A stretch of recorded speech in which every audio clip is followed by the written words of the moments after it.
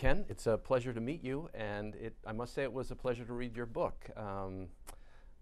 Charity Navigator, really, this is something that I've referred to with colleagues as the battle for the soul of the nonprofit sector. That's how important I think this issue is. So I commend you for taking it on, and I think that of the numerous books I've read, you've got some really special insights there.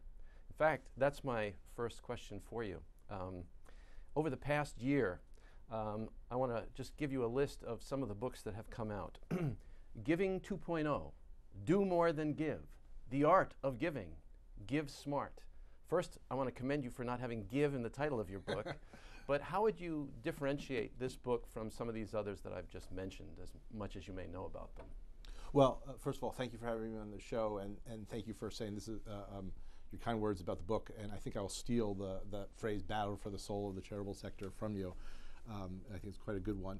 I actually am not entirely familiar with all the books you mentioned.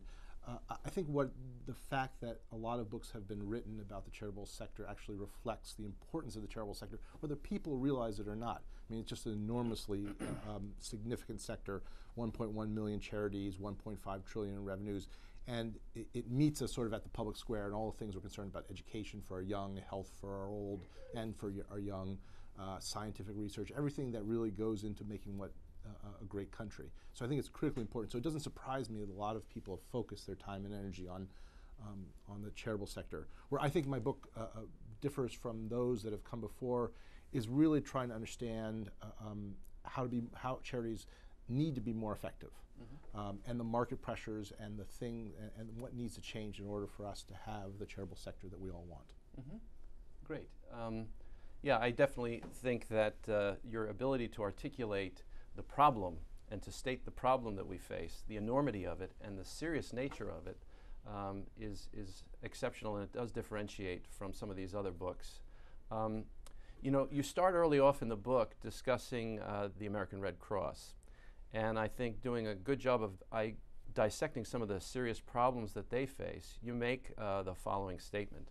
You say, when even the highest revenue charity, which is, by the way, around $3 billion a year, in the country is bound together by rubber bands and duct tape, it is a sign of profound misunderstanding of how to build effective charities.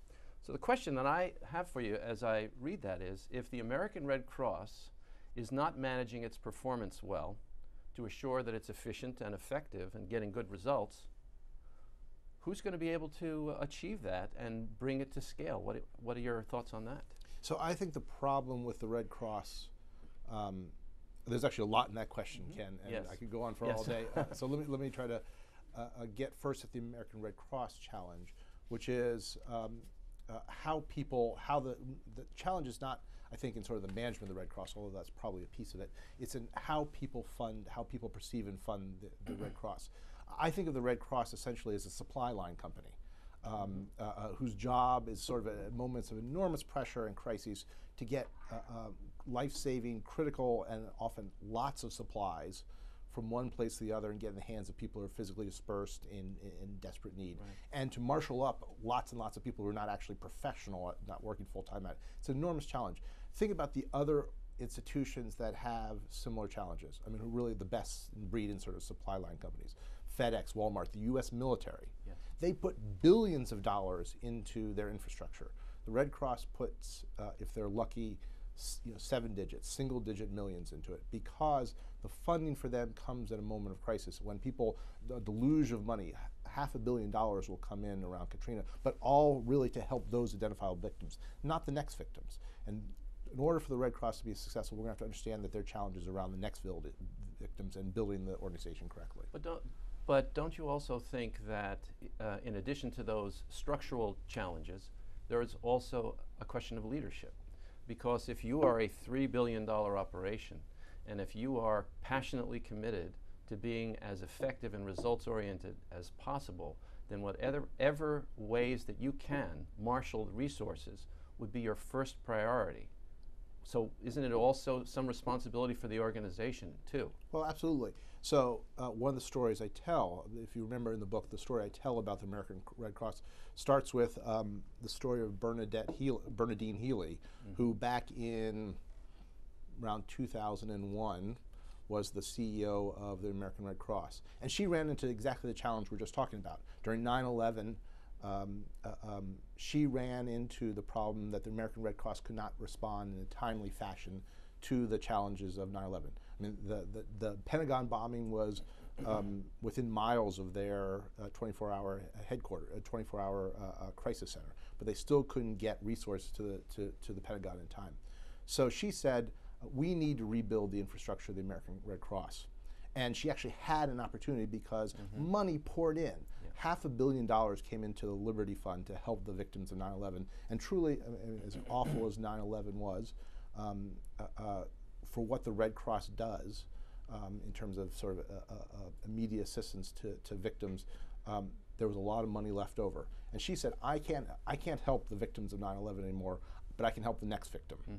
And her reward for thinking about the future was a public flogging and being fired, because the way people perceive their donations and what they want to do, it's as you know often called the rule of rescue.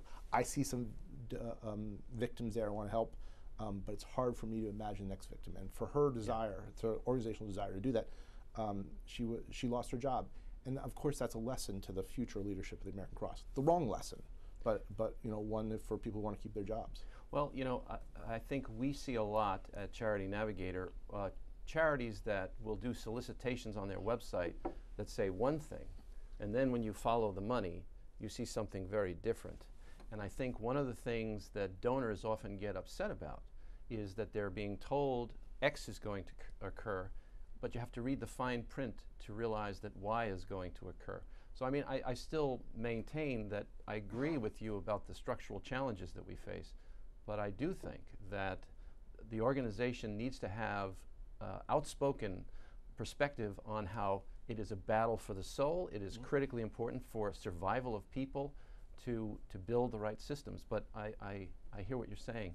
You know, if I was to identify the one thing that I had the most concern about in the book, it was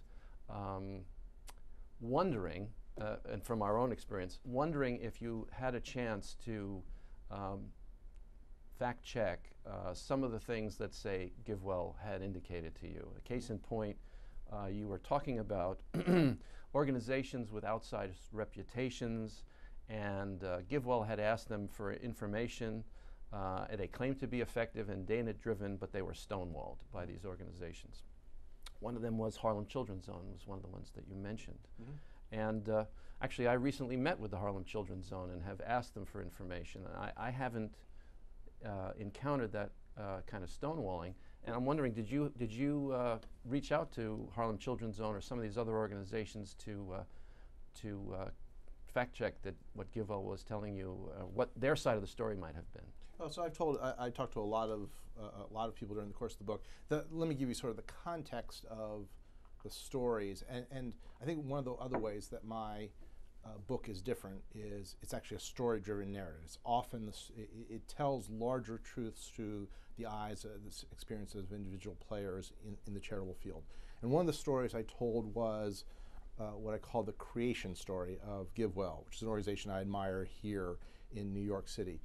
And it was founded by sort of, I'll call them two refugees from the hedge fund industry, two young guys who, when they were at an organization, Bridgespan, the world's largest hedge fund, whose names I forget at the moment. They were doing well, and they wanted to make charitable contributions, but they wanted to apply the skill set, that they had learned during their time in the hedge fund industry to analyzing charities, which they found to be sort of an extraordinarily difficult thing, because they went to these charities. First, they went to the website figuring they'd find the type of information they needed. And often didn't find it there, and often can't find it there. And they built upon that and said, okay, we're researchers, we'll go to the charities themselves. And often found either the charities didn't know, or in some cases were unwilling to share with them data. It's that story, their story, that led them to create, I think, a great organization, GiveWell. And it's sort of through their eyes that I told this story, which I think speaks to the larger truth, which is charities are often not transparent, and when they are, they often actually don't